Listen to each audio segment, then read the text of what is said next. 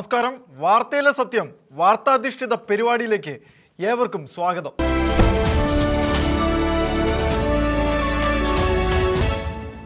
ബ്രിട്ടന്റെ പാരമ്പര്യത്തെയും നൈസർഗികതയും ദേശീയ മൂല്യങ്ങളെയുമെല്ലാം തകർത്ത് തരിപ്പണമാക്കിക്കൊണ്ട് അവിടെ പടർന്നു പിടിച്ച അനധികൃതമായ കുടിയേറ്റത്തിന്റെ ദൂരവ്യാപകമായ ദോഷവും പ്രതിസന്ധികളും ഇപ്പോൾ ഓരോ ബ്രിട്ടീഷ് പൗരനും തിരിച്ചറിഞ്ഞിരിക്കുകയാണ്. തങ്ങൾ ജനിച്ചു വളർന്ന മണ്ണിൽ നിന്നും തങ്ങളെ ഉച്ചാടനം ചെയ്യാനുള്ള ചില വൈദേശിക ശക്തികളുടെ ആസൂത്രിതമായ നീക്കത്തിനെതിരെ അതിശക്തമായ പ്രതിരോധം തീർത്തുകൊണ്ട് ബ്രിട്ടീഷുകാരാകമാനം ഇപ്പോൾ തെരുവിലിറങ്ങുകയാണ്.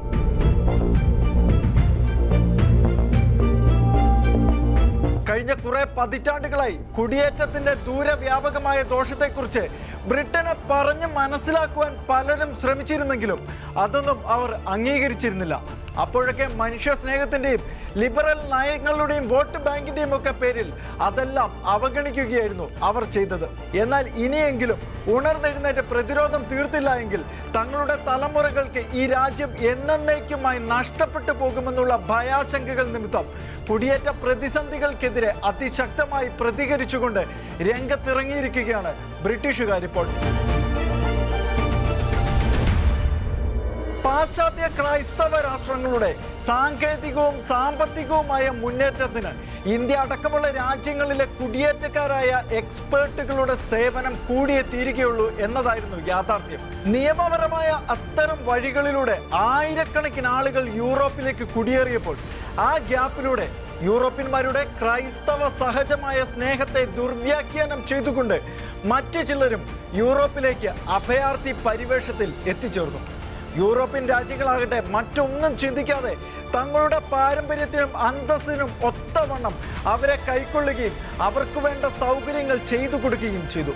അത്തരം കുടിയേറ്റക്കാരിൽ എല്ലാവർക്കും വളരെ ഇഷ്ടപ്പെട്ട രാജ്യം യുണൈറ്റഡ് കിങ്ഡം എന്ന് ഇപ്പോൾ അറിയപ്പെടുന്ന ബ്രിട്ടൻ ആയിരുന്നു. ബ്രിട്ടനിൽ നിലനിന്നിരുന്ന മനുഷ്യാവകാശ നിയമങ്ങൾ ലോകത്തിലെ ഒട്ടുമിക്ക രാജ്യങ്ങളെയും അപേക്ഷിച്ച് ഉദാരമായിരുന്നതിനാൽ അതിൽ പിടിച്ച് കയറി വന്നവരെയെല്ലാം സ്ഥാനങ്ങളും മാനങ്ങളും ഒക്കെ കൊടുത്ത് ഉപചാരപൂർവം സ്വീകരിക്കുകയാണ് ബ്രിട്ടൻ ചെയ്തത്. എന്നാൽ കുടിയേറ്റത്തിലൂടെ പൗരത്വം സാധ്യമായപ്പോൾ ബ്രിട്ടനിലെ നിയമത്തെ തന്നെ ആധാരമാക്കിക്കൊണ്ട് തങ്ങളുടെ ബന്ധുക്കളെയും മിത്രങ്ങളെയും എല്ലാം ബ്രിട്ടനിലേക്ക് കൊണ്ടുവന്ന് അവരുടെ സംഘബലം ശക്തമാക്കി. വോട്ടവകാശവും അധികാരത്തിൽ സ്വാധീനവും നേടി ക്രമേണ രാഷ്ട്രീയ അട്ടിമറികൾ ഉന്നമിട്ട് മത അജണ്ടകൾ ഉയർത്തിക്കാട്ടിക്കൊണ്ട് കലാപങ്ങളും കൊലപാതകങ്ങളും നടത്തി ഭയം വിതയ്ക്കുകയും പ്രായഭേദമന്യേ ലൈംഗിക ചൂഷണം നടത്തിക്കൊണ്ട് അരാജകത്വം വിതച്ച് അവർ മുന്നോട്ട് പോവുകയും ചെയ്തു.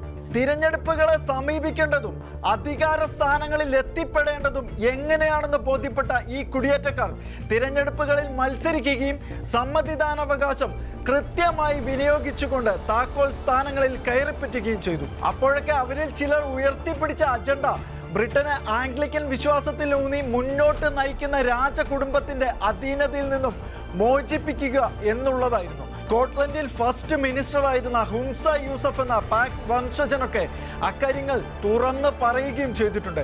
എന്നാൽ അപ്പോഴൊന്നും ബ്രിട്ടീഷുകാരന് തങ്ങളുടെ നിലനിൽപ്പ് അവതാളത്തിലാകുമെന്നതിന്റെ ഭീകരത ബോധ്യപ്പെട്ടിരുന്നില്ല. ലേബർ പാർട്ടിയുടെ നയങ്ങൾ പൂർണ്ണമായും കുടിയേറ്റക്കാരെ പിന്തുണയ്ക്കുന്നതായിരുന്നു. എന്നാൽ ഇത്തരം പ്രതിസന്ധികളിൽ നിന്ന് രാജ്യത്തെ രക്ഷിക്കാനും ബ്രിട്ടീഷുകാരുടെ ആശങ്കകളെ പരിഹരിക്കുവാനും കൺസർവേറ്റീവ് പാർട്ടിക്ക് കഴിഞ്ഞതുമില്ല. ആ പ്രതിസന്ധികൾ രൂക്ഷമായി തുടരുമ്പോഴാണ് ബ്രിട്ടീഷുകാരുടെ തീവ്ര ദേശീയ ബോധത്തിന് കാവലാളാകുവാൻ റീഫോം UK എന്ന തീവ്ര വലതുപക്ഷ പാർട്ടി രംഗത്ത് വരുന്നത്. പാർട്ടി രൂപീകരണം കഴിഞ്ഞ് അധികം കാലം കഴിയുന്നതിന് മുൻപ് ബ്രിട്ടീഷുകാരിൽ ഭൂരിപക്ഷത്തിന്റെയും ആവേശമായി അവർ മാറുകയും ചെയ്തു. ഋഷി സുനക്കിന് ശേഷം നടന്ന തിരഞ്ഞെടുപ്പിൽ വോട്ടുകൾ 3ആയി സ്പ്ലിറ്റായി പോവുകയും കൺസർവേറ്റീവ് പാർട്ടി ബഹുദൂരം പിന്നോട്ട് പോവുകയും റീഫോം UK അതിശക്തമായി മുന്നേറുകയും നേരിയ മാർജിനിൽ ലേബർ പാർട്ടി ഭൂരിപക്ഷം നേടുകയും ക്ലിയർ സ്റ്റാർമർ പ്രധാനമന്ത്രിയാകുകയും ചെയ്തു.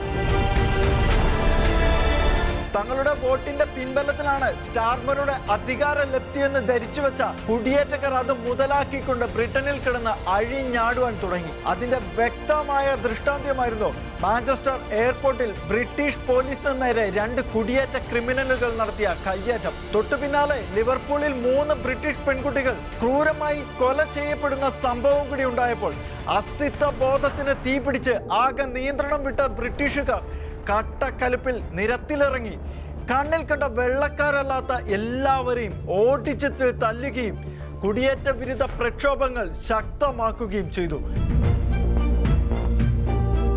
ആ ഒരു വികാരം നിലനിൽക്കുമ്പോഴാണ് അമേരിക്കയിൽ ക്രൈസ്തവ മൂല്യങ്ങളും വലതുപക്ഷ ആശയങ്ങളും ഉയർത്തിപ്പിടിച്ചുകൊണ്ട് ട്രംപ് കുടിയേറ്റക്കാർക്കെതിരെ നടപടികൾ ശക്തമാക്കിക്കൊണ്ട് അമേരിക്കയെ നൈസർഗികതയിലേക്ക് തിരികെ കൊണ്ടുവരുവാൻ ശ്രമം തുടങ്ങിയത്. അതിൽ നിന്നും പ്രചോദനം ഉൾക്കൊണ്ടുകൊണ്ട് ബ്രിട്ടീഷ് ജനത തങ്ങളുടെ കുടിയേറ്റ വിരുദ്ധ നീക്കങ്ങൾ ശക്തമാക്കുന്നതിനിടയിലാണ് ബ്രിട്ടനിൽ ഗോൾഫ് കളിക്കാനെത്തിയ ട്രംപ് യാഥാസ്ഥിതിക ബ്രിട്ടീഷുകാരുടെ നെഞ്ചിലേക്ക് അസ്തിത്വ ബോധത്തെ ഉണർത്തുന്ന തീക്കനൽ കോരിയിട്ടത്. അതോടെ കുടിയേറ്റ വിരുദ്ധ പ്രക്ഷോഭങ്ങൾ ശക്തമാക്കിയ ബ്രിട്ടീഷ് ജനത കുടിയേറ്റക്കാരെ താമസിപ്പിച്ചിരിക്കുന്ന എല്ലാ ഹോട്ടലുകളുടെയും മുൻപിൽ അതിശക്തമായ പ്രക്ഷോഭങ്ങളും സമര പരിപാടികളുമായി മുന്നോട്ട് നീങ്ങി. അതാണിപ്പോൾ ഒരു വൻ പ്രതിഷേധ ചേരിയായി മാറിയിരിക്കുന്നത്. അതിനവർ രാജ്യത്തെങ്ങും ചുവന്ന കുരിശടയാളം വരച്ചു ചേർത്തുകൊണ്ട് ഓപ്പറേഷൻ റേസ് ദ കളേഴ്സ് എന്ന പേരിൽ ബ്രിട്ടീഷുകാരന്റെ അസ്തിത്വ ബോധത്തെ ഉണർത്തി വിട്ടുകൊണ്ട് അതിശക്തമായ ക്യാമ്പയിൻ ആരംഭിച്ചിരിക്കുകയാണ്. ബ്രിട്ടനിലുടനീളമുള്ള വിളക്കുകാലുകളിലും ബസ് സ്റ്റോപ്പുകളിലും ട്രാഫിക് ക്യാമറകളുടെ വശങ്ങളിലുമെല്ലാം ചുമന്ന പെയിന്റിൽ കുരിശടയാളം വരച്ചു ചേർക്കുകയും യൂണിയൻ ജാക്കിന്റെ സ്റ്റിക്കർ ഒട്ടിച്ചിരിക്കുകയുമാണ്. കൂടാതെ ദേശീയ പതാക ഉയർത്തിപ്പിടിച്ചുകൊണ്ട് 10,000-കണക്കിന് ദേശസ്നേഹികളാണ് കുടിയേറ്റ വിരുദ്ധ ബ്രിട്ടൻ എന്ന ആവശ്യവുമായി രംഗത്തിറങ്ങിയിരിക്കുന്നത്. ഇവർക്ക് കൺസർവേറ്റീവ് പാർട്ടിയുടെ മാത്രമല്ല ലേബർ പാർട്ടിയുടെയും രഹസ്യ പിന്തുണകൾ ലഭിക്കുന്നുണ്ടെന്നാണ് രഹസ്യ വിവരങ്ങൾ. അതുകൂടാതെ ഇംഗ്ലീഷ് ഡിഫൻസ് ലീഗ് സ്ഥാപകൻ ടോമി റോബിൻസൺ തുടങ്ങിയ തീവ്ര വലതുപക്ഷ രാഷ്ട്രീയക്കാരുടെയും പിന്തുണ ഈ മുന്നേറ്റത്തിനുണ്ട്. ബ്രിട്ടനിൽ 30% മുസ്ലിം ജനസംഖ്യ ഉള്ളതും ഏറ്റവും വലിയ 2ാമത്തെ നഗരവുമായ ബിർമിംഗ്ഹാമിലായിരുന്നു operation race the colours campaign ആരംഭിച്ചത്. എന്നാൽ ഇത് ക്രൈസ്തവ തീവ്രവാദ നീക്കങ്ങളാണെന്ന് പറഞ്ഞ് ചില പ്രതിലോമ ശക്തികൾ ആ കൊടികൾ അഴിച്ചു കളഞ്ഞു. എന്നാൽ പാലസ്തീന്റെ പതാകകൾ പാറിപ്പറക്കുന്ന ബിർമിംഗ്ഹാമിൽ ബ്രിട്ടൻ പതാക അഴിച്ചു കളഞ്ഞതിൽ വല്ലാതെ മുറിവേറ്റ ബ്രിട്ടീഷുകാർ ഓപ്പറേഷൻ റേസ് ദ കളേഴ്സ് എന്ന ക്യാമ്പയിൻ അതിശക്തമാക്കിയിരിക്കുകയാണ്. ഈ ആധുനിക കുരിശുയുദ്ധം ബ്രിട്ടനിലെ ജനങ്ങൾ ആവേശത്തോടെ ഏറ്റെടുക്കുകയും അതിപ്പോൾ രാജ്യത്തിന്റെ മുക്കിലും മൂലയിലും വ്യാപിക്കുകയും ചെയ്തു. ചെറുതും വലുതുമായ എല്ലാ ഗ്രാമങ്ങളിലും ഇപ്പോൾ കുരിശ് ചിഹ്നമുള്ള വെള്ളക്കൊടികൾ പാറിപ്പറക്കുകയാണ്. ട്രംപ് തുറന്നുവിട്ട ആവേശത്തെ ഏറ്റെടുത്തുകൊണ്ട് ബ്രിട്ടൻ ഫസ്റ്റ് എന്നെഴുതിയ 25 ലക്ഷത്തോളം പതാകകളും സ്റ്റിക്കറുകളുമാണ് രാജ്യത്ത് ഉടനീളം പതിച്ചിരിക്കുന്നത്. ഈ പ്രതിഷേധങ്ങളിൽ അണിനിരക്കുന്നവരെല്ലാം പതാകകൾക്കൊപ്പം ഒരു മരക്കുരിശും കയ്യിലെടുത്താണ് രംഗത്തിറങ്ങുന്നത്. അതുകൂടാതെ കുടിയേറ്റ വിരുദ്ധ സർക്കാർ വിരുദ്ധ മുദ്രാവാക്യങ്ങൾ ഉയർത്തുകയും ലണ്ടൻ യേശുവിൻ്റെതാണെന്നും ഇതൊരു ക്രിസ്ത്യൻ രാജ്യമാണെന്നും യേശു രാജാക്കന്മാരുടെ രാജാവാണെന്നും ഉറക്കെ പ്രഘോഷിച്ചുകൊണ്ട് രാജ്യത്തിന്റെ ക്രൈസ്തവ പാരമ്പര്യങ്ങളിലേക്കും മൂല്യങ്ങളിലേക്കും അതിശക്തമായി മടങ്ങിപ്പോകുവാനുള്ള നീക്കങ്ങളും അതിശക്തമാക്കുകയാണ്. ബ്രിട്ടീഷ് ജനസംഖ്യയിൽ കഴിഞ്ഞ 20 വർഷത്തിനുള്ളിലുണ്ടായ 65% വർധനവ് കുടിയേറ്റം നിമിത്തമുണ്ടായതായിരുന്നു. അത്തരത്തിൽ അത് മുന്നോട്ട് പോയാൽ വരുന്ന 20 വർഷത്തിനുള്ളിൽ അത് 77% ഉയരുകയും സ്വന്തം രാജ്യത്ത് ബ്രിട്ടീഷുകാരൻ പിമ്പന്മാരായി മാറുകയും ചെയ്യുമെന്ന ചിന്ത അവരെ കടുത്ത തീരുമാനത്തിന് പ്രേരിപ്പിച്ചിരിക്കുകയാണ്. എല്ലാ യൂറോപ്യൻ രാജ്യങ്ങളും ഇതേ മാർഗം അവലംബിച്ചാൽ അത് യൂറോപ്പിന്റെ പുഷ്പകാലത്തേക്കുള്ള തിരിച്ചുപോക്കായിരിക്കും.